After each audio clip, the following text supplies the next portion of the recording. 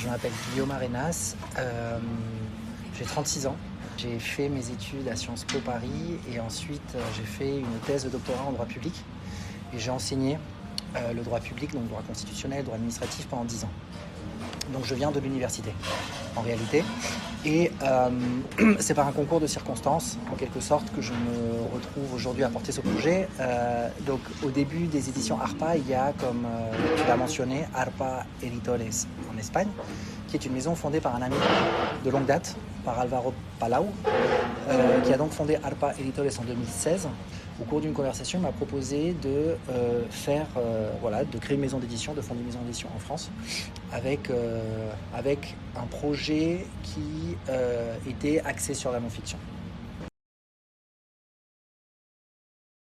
Alors avec ARPA Editores, la communication est très fluide parce qu'on partage des équipes. Okay. Certains éléments sont communs à ARPA et aux éditions ARPA, au moins en ses débuts. Donc on est les mêmes personnes pour certaines choses, notamment pour la coordination éditoriale qui est très importante et pour la direction et pour notamment la stratégie. Donc on est les mêmes personnes, donc la communication est très fluide. Et ensuite, comment on communique avec d'autres maisons d'édition tierces à travers des prises de rendez-vous, des agents littéraires qui ont une place importante en France dans l'achat de droits. Et on travaille très directement avec d'autres maisons d'édition, grâce aussi à l'expérience de ARPA Editores qui a publié des auteurs étrangers en Espagne et qui a la confiance d'agents et d'éditeurs, notamment dans le monde anglo-saxon. On travaille beaucoup avec les presses universitaires anglo-saxonnes, les presses universitaires de Princeton, les presses universitaires de Harvard. On travaille très bien avec Penguin Random House, un grand groupe international. On travaille très bien avec Planeta et avec ARPA Editores. Alors, on a fait en France des traductions de livres de ARPA Espagne aussi. Ça, c'est assez intéressant.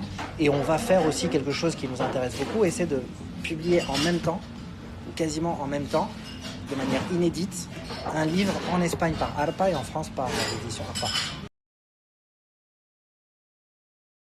Je pense que c'est indispensable.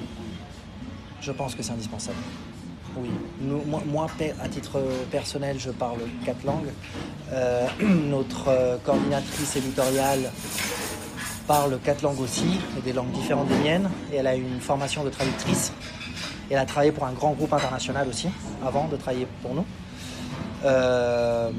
Álvaro parle 4 ou 5 langues, avec le catalan. Pour nous, c'est indispensable.